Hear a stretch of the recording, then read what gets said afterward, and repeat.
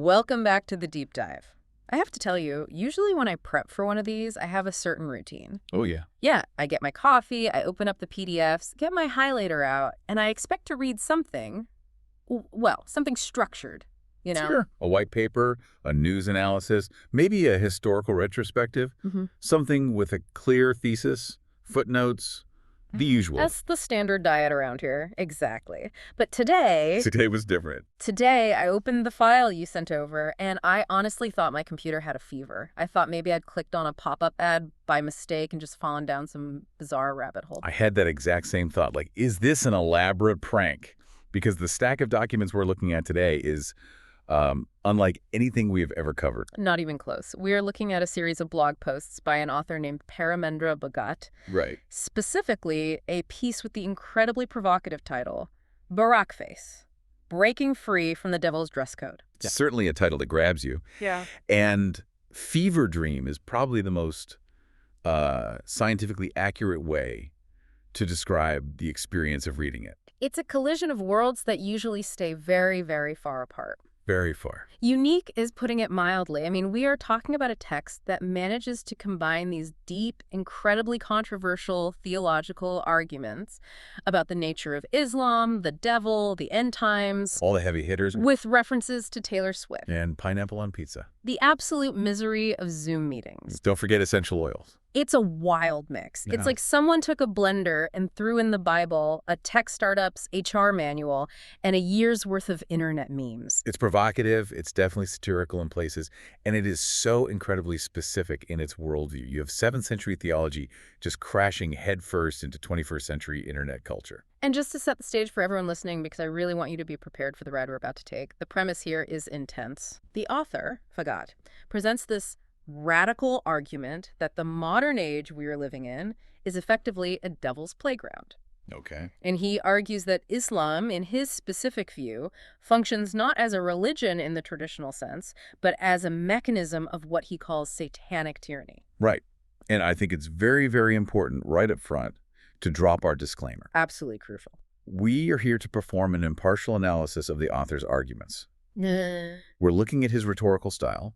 We are unpacking this specific worldview Yeah, as it's presented in the text. that's it. We are not endorsing the theological claims, the political viewpoints, or frankly, some of the historical revisionism that you find in here. No. This is radioactive material in many circles. Yeah. Our goal is to understand how this author constructs this very specific, very vivid universe he's created. Absolutely. We are observers here. We are like, I don't know, anthropologists stumbling into a very strange, very loud village. That's a great way to put it. We're just looking at how he builds this argument. Because whether you agree with it or find it completely, out there, the way he constructs the narrative is fascinating. It really is. It's a masterclass in using modern metaphors to describe ancient concepts. He just refuses to use the holy language we expect when we talk about religion. Oh, completely. Instead, he uses the language of the office, the tech startup, and the shopping mall. It's also mundane, and that's what makes it so weirdly powerful. Exactly. So here's our roadmap for this deep dive. We're going to start with this concept of the devil's age and why the author thinks, rude behavior in traffic is actually a sign of spiritual warfare. A symptom of a much larger disease. Then we're going to look at the theological distinction he draws between God and Allah, which is central to his whole thesis. That is the absolute core of the argument, yes. It's the pivot point for everything else that follows. From there, we'll get into what I think is maybe the funniest and strangest part, the corporate metaphors. Satan's unpaid intern. He describes hell and tyranny using office terminology. Then we'll look at the geopolitical application Iran, the Ayatollah, and finally, the call to action. Grand finale. And spoiler alert for everyone listening, the call to action involves yoga pants and pizza. It is the most unexpected revolutionary strategy I have ever seen, and honestly, it's the most specific. It's very, very specific. So let's jump in. Section 1, the setting. Welcome to the Devil's Playground. Let's do it. The author starts by diagnosing the modern era.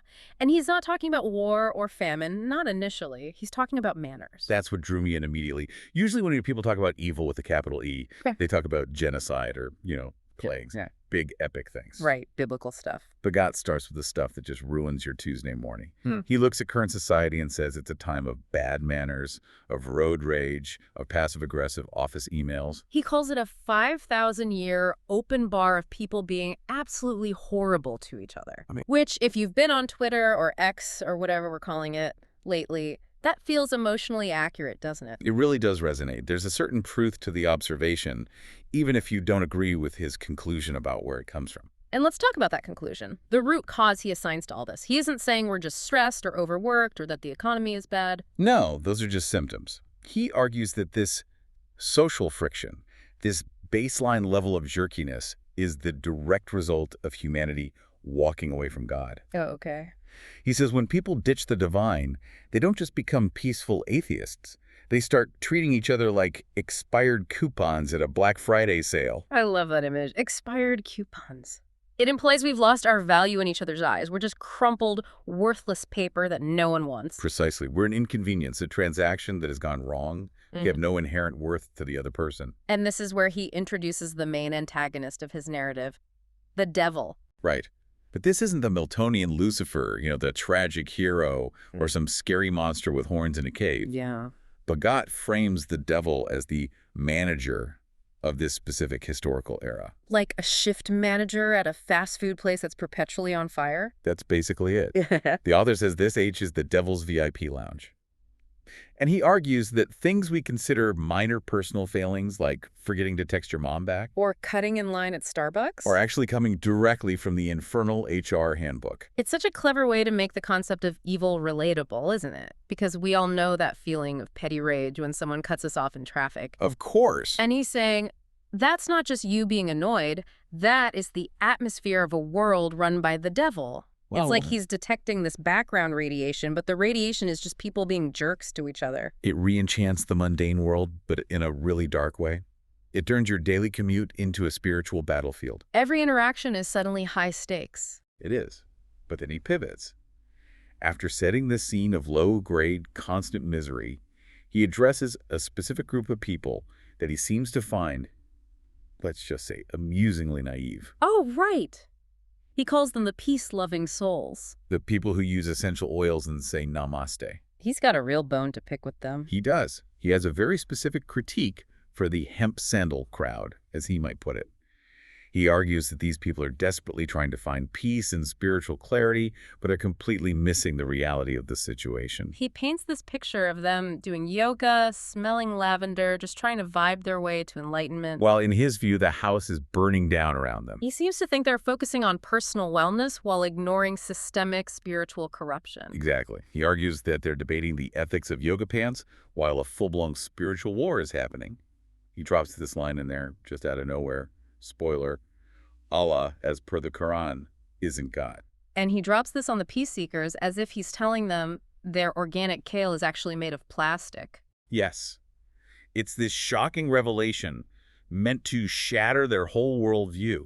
He believes these people are well-intentioned, but completely blind to the spiritual clarity of what he thinks is actually happening. It's a clash of aesthetics almost. You have the soft, gentle, inward-looking aesthetic of the peace seeker versus the hard, jagged, external reality of what Bagat sees as the devil's age. It's a wake-up call. He's telling them, you think you're enlightened because you meditate and drink green juice, but you are missing the single biggest spiritual deception in human history. He's basically saying their spiritual tools are useless for the fight at hand. You can't meditate your way out of a hostage situation. That's his view. It sets up a really interesting tension between modern, secular, individualized spirituality and this rigid, high-stakes theological war he's describing. He wants them to stop looking inward and start looking at the systems that are running the world. Which brings us directly into the heavy stuff, the really controversial part. Section 2. The theological provocation. This is where he differentiates between God and what he calls the budget knockoff. This is the central thesis of the entire text. If you miss this part, you miss the whole point of his blog series. It's the foundation for everything. It is. He claims, and this is a direct quote, that Islam is basically Satan's sweatshop. Satan's sweatshop. He really, really leans into that industrial labor exploitation imagery. Thanks, Tony. It's not a temple, it's a factory with terrible working conditions and a demonic boss. He does. And to understand why he uses that metaphor, we have to look at how he defines the players involved.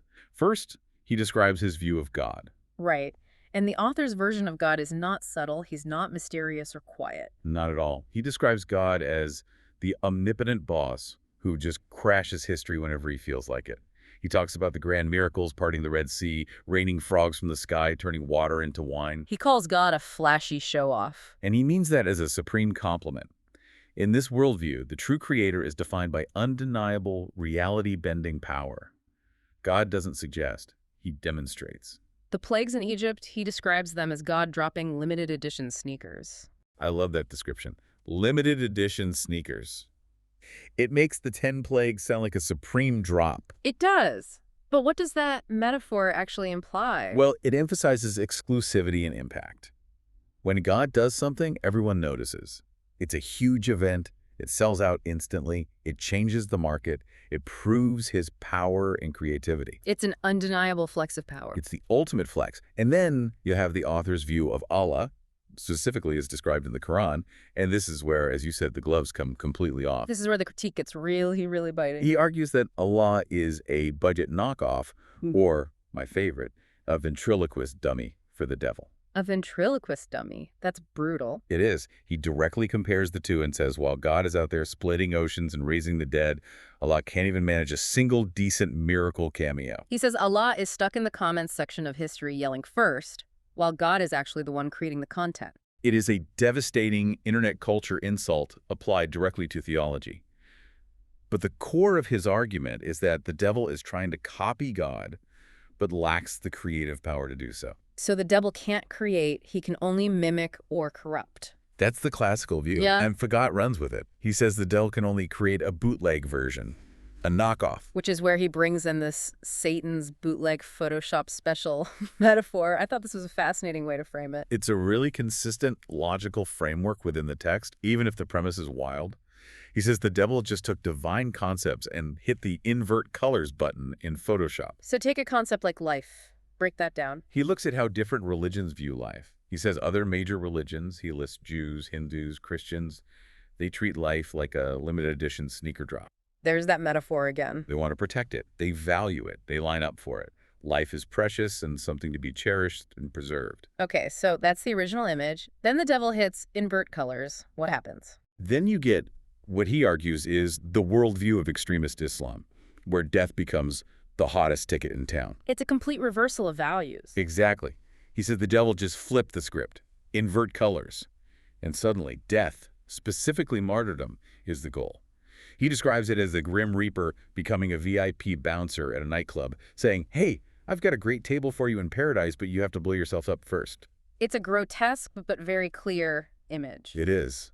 And speaking of paradise, his description of the Islamic paradise is, well, it's hilarious. He really contrasts the supposed fun of the secular world with what he views as a deeply boring afterlife. He calls it an eternal group chat with no Wi-Fi. That is literally my nightmare. Just endless notifications pinging forever, but you can't load any of the images or videos. He paints this picture of everyone wearing the same drab bathrobe, screaming, obey, for eternity, with no pineapple on pizza and definitely no pop music.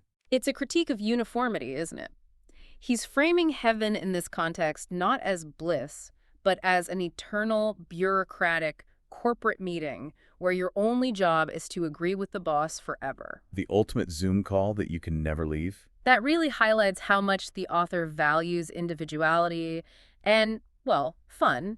He sees the lack of ridiculous joy, as he calls it, as proof of the demonic nature of the system. If it's not fun, if it's not joyful, it can't be divine. That seems to be his operating principle. Which leads him to question the very foundation of the religion itself. In Section 3, we get into the historical argument. He calls it the no Muhammad theory. This is a very bold claim. It is. He just flat out posits that there is no historical Muhammad in the contemporary records of the time. He dismisses the entire historical and academic consensus on the matter. He just says, look closely at the records. There's no Muhammad. Zero. Zilch. Nada. Now, obviously, we aren't historians, and we're not here to debate the archaeology or the textual evidence. No, but we are here to look at his logic. And his logic for this claim relies entirely on what he calls the prophecy test. Okay, so what is the prophecy test? He distinguishes between what he calls true prophets, like Isaiah from the Old Testament, and Muhammad. And to do this, he uses this Bluetooth speaker analogy. This was brilliant. Break that down for us. It is, right. He says that real prophets do not generate the content themselves. They aren't the artists. They are just divine Bluetooth speakers for the Holy Spirit. So the Holy Spirit is the DJ or the iPhone with the playlist. Exactly. The Holy Spirit is the source of the music.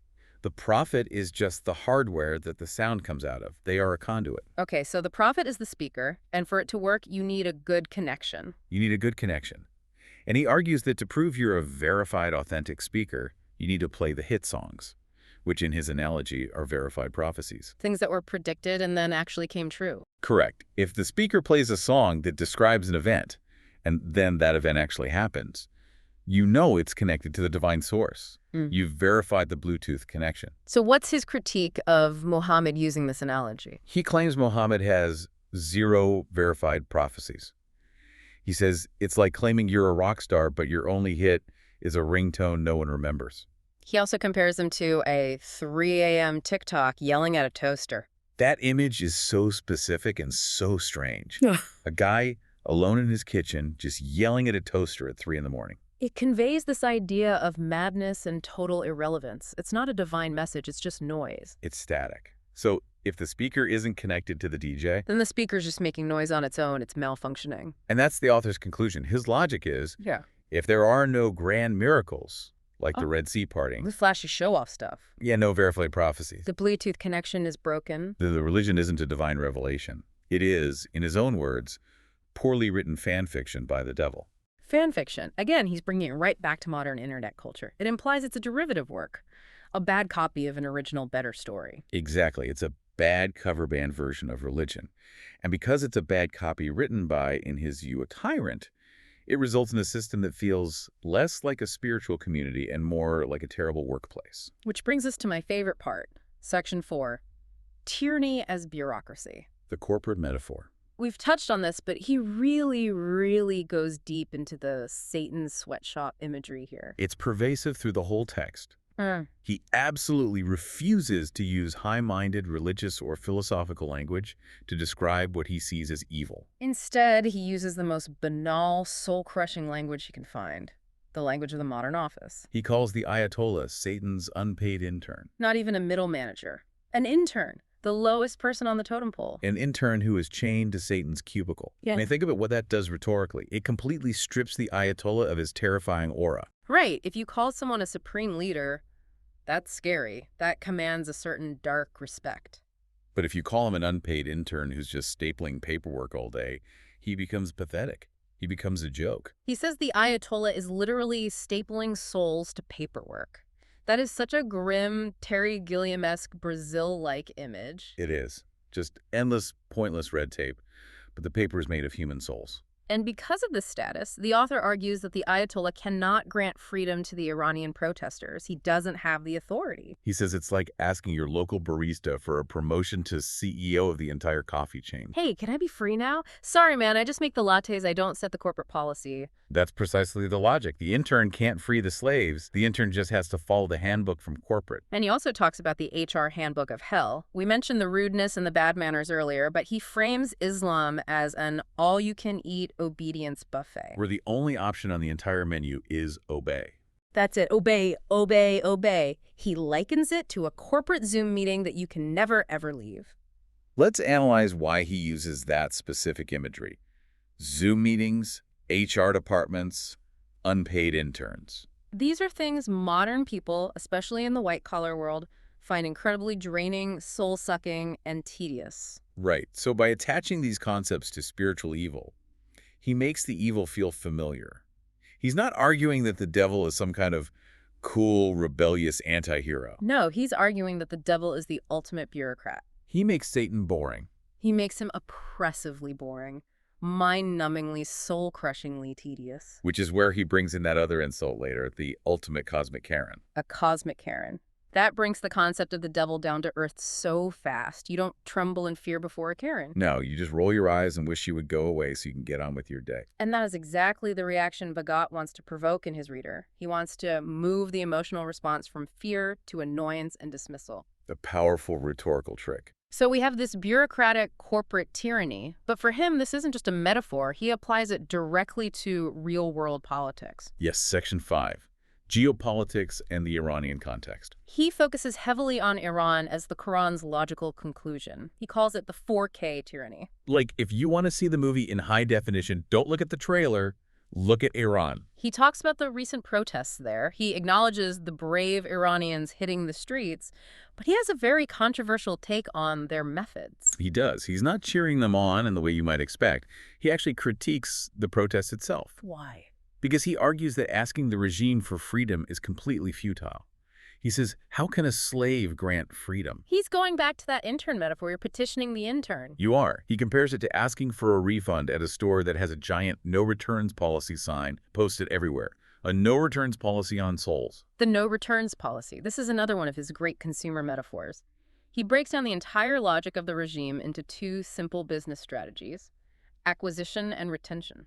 It's so cynical, but it has a certain clarity. So the acquisition strategy is what? Acquisition is become Muslim or die. Which he calls a very limited time offer. You have to act now. It's a very aggressive sales tactic. And then the retention strategy. Retention is stay Muslim or die. It's the subscription model from hell. There's no unsubscribe button. You can't cancel.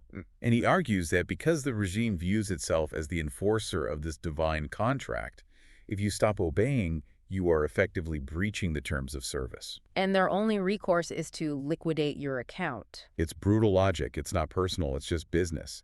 It's just enforcing the terms and conditions that you supposedly agreed to. And he extends this corporate logic to foreign policy, too, with what he calls missile envy. Right. He discusses Iran's influence on its neighbors and on groups like Hamas. He has a very specific take on that relationship. He describes Hamas and other proxies as being kept in permanent rage mode. And he says it's a job requirement to get the good rockets. A job requirement. There's that employment language again. Again. He suggests the regime treats hatred and conflict as a full-time job.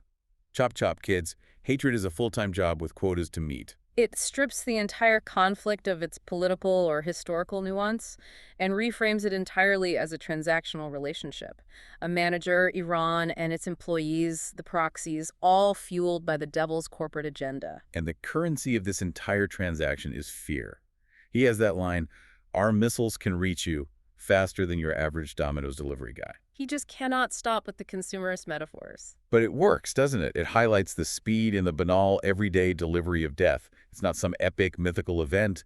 It's just another delivery arriving at your door. So we have a world run by a cosmic Karen, an intern stapling souls to paperwork in Iran, and a no-returns policy on religion.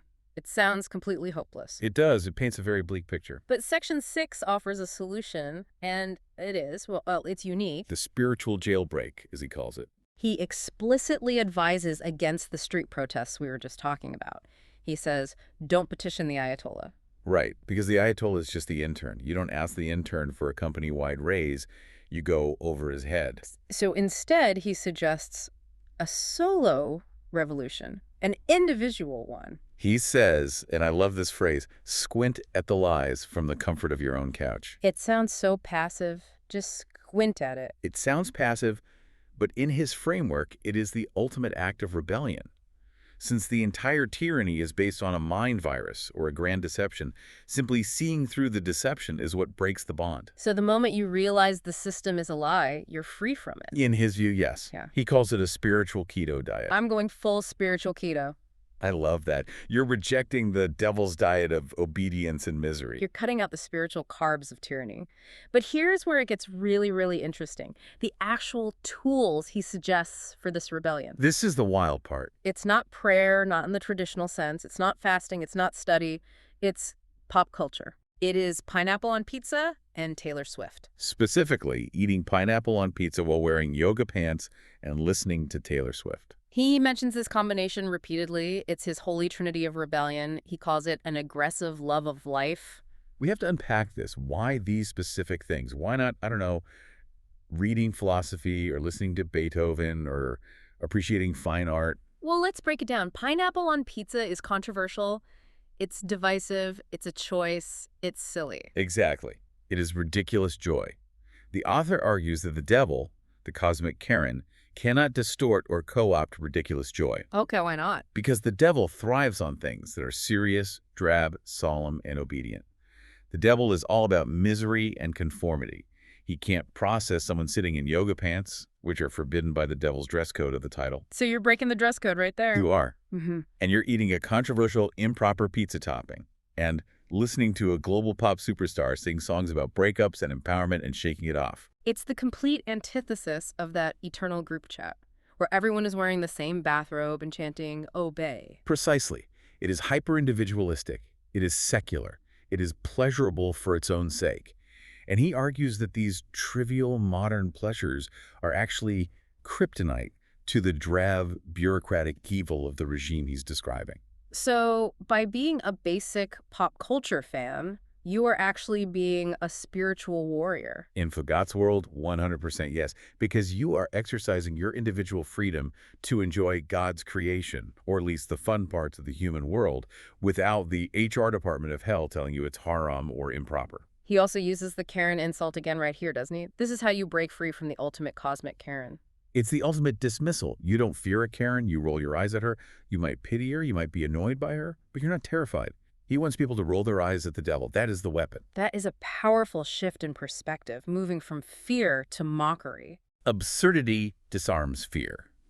If you can laugh at the tyrant's ridiculous dress code, the tyrant starts to lose his power over you. And it democratizes the revolution, in a way. You don't need a gun. You don't need to organize a mass march. You just need a pizza and a playlist. And a good pair of yoga pants.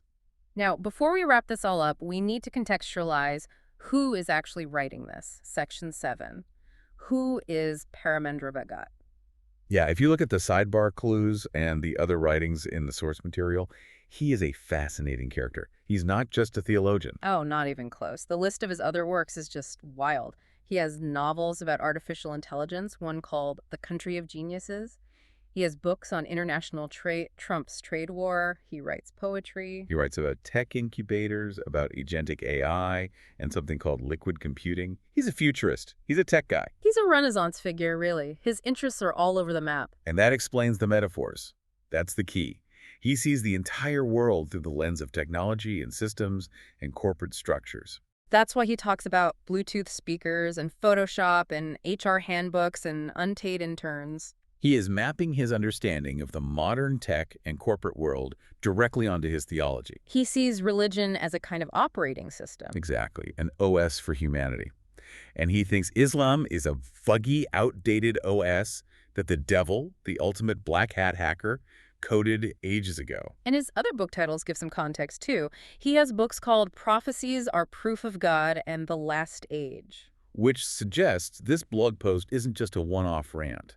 It is clearly part of a much larger, very idiosyncratic theological framework he is building. He has a whole system. He believes we are in a specific timeline, the last age, or the devil's age.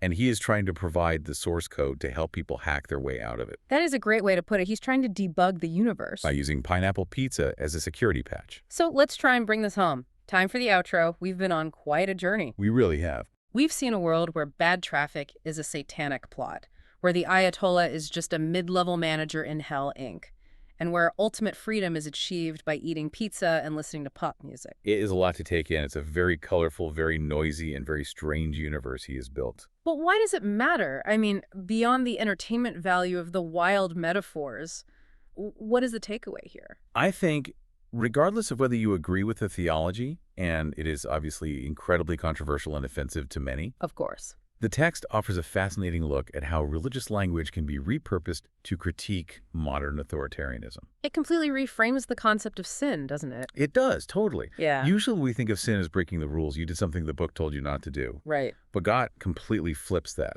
He reframes sin as following the rules of a tyrannical system. In his view, obedience to the wrong boss, to the cosmic Karen, is the ultimate sin.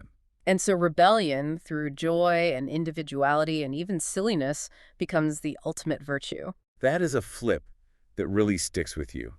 It redefines what it means to be good or bad in a spiritual context. It's not about adherence to a code, it's about allegiance to a principle, the principle of life and joy. It's a very different way of looking at the world. And here's a final provocative thought for you, for everyone listening. The author starts by suggesting that walking away from God leads to this world of rudeness and bureaucracy and people treating each other like expired coupons. Okay. But he ends by suggesting that joy is the ultimate weapon against evil. So if we accept his premise for just a second, does that make our leisure activities, our music, our hobbies, our choice of food, our relaxation, does that make them actual acts of spiritual warfare? is binge watching your favorite show on Netflix an act of defiance against the forces of darkness? Are you fighting the devil every time you argue with your friends about whether pineapple belongs on pizza? It reframes all these trivial parts of modern life as potentially having these immense spiritual stakes. I certainly hope so. I am definitely going to tell myself that next time I order a pineapple pizza, it'll feel much more important. The devil hates that combo, apparently. It's his one weakness. Well, on that note, I think I'm going to go aggressively love life and grab a slice. Thanks for listening to this deep dive into the mind of Paramendra Bhagat. It's been a trip. Indeed. Break free, everyone, in whatever way you see fit. Catch you next time.